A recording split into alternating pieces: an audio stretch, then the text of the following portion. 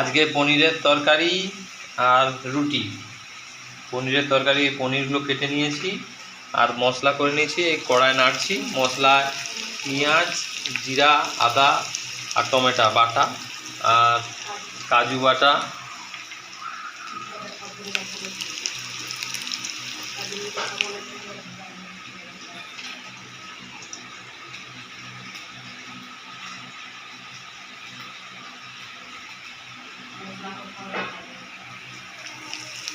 মশলাটা কষে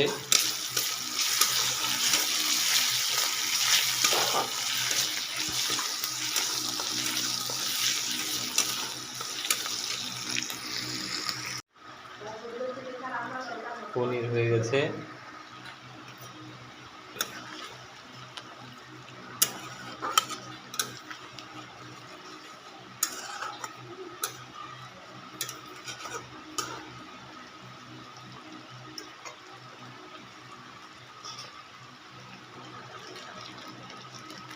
সামান্য টক দই দিয়ে নামিয়ে নিচ্ছি।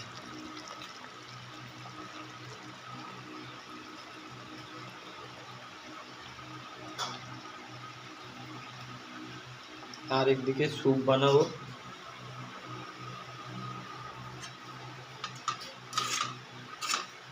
কর্নফ্লাওয়ার জলে গুলে নিয়েছি আর প্রেসারে এইটা গাজর, বিনস আর টমেটো দুটো সিটি মেরে নিয়েছি।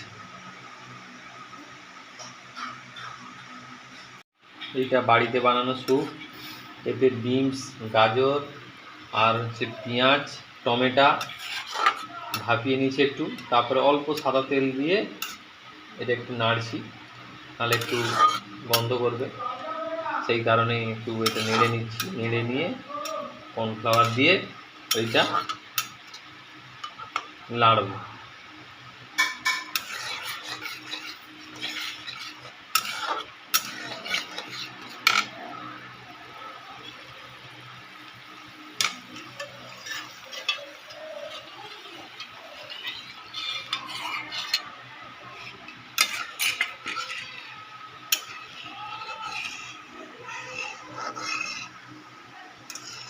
এটা সবসময় নাড়তে হবে, নাহলে লেগে যাবে।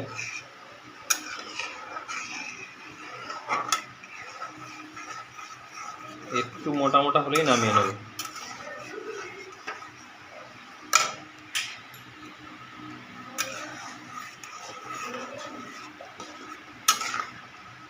এটা হলুদ দেওয়ার দরকার নেই, হলুদ দিলে ভাল লাগবে না দেখতে। হয়ে গেছে, এবার বন্ধ করে দিলাম গ্যাসটা, আর গোলমরিচ গুঁড়ো করে রেখেছি সেটা এর উপরে ছড়িয়ে দেবো।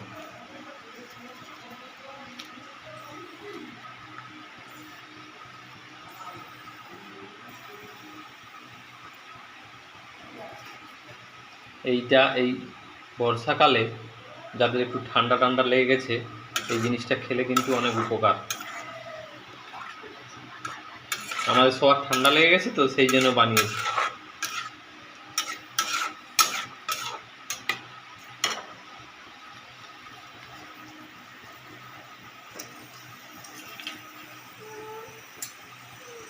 আর এটা একটু গরম গরম খাওয়াটাই ভালো, ঠান্ডা হয়ে গেলে ভালো লাগবে না বা কাজও করবে না সেরকম।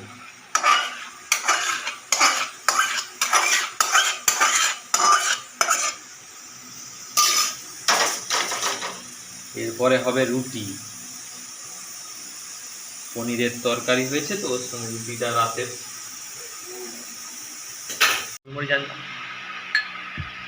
এবার খাওয়ার পালা। বাটি চামচে নেওয়া হয়েছে, মা খাচ্ছে, হাসিও খাবে, ভালো লাগছে। নে নে নে দাও, দেখো। হ্যাঁ খা।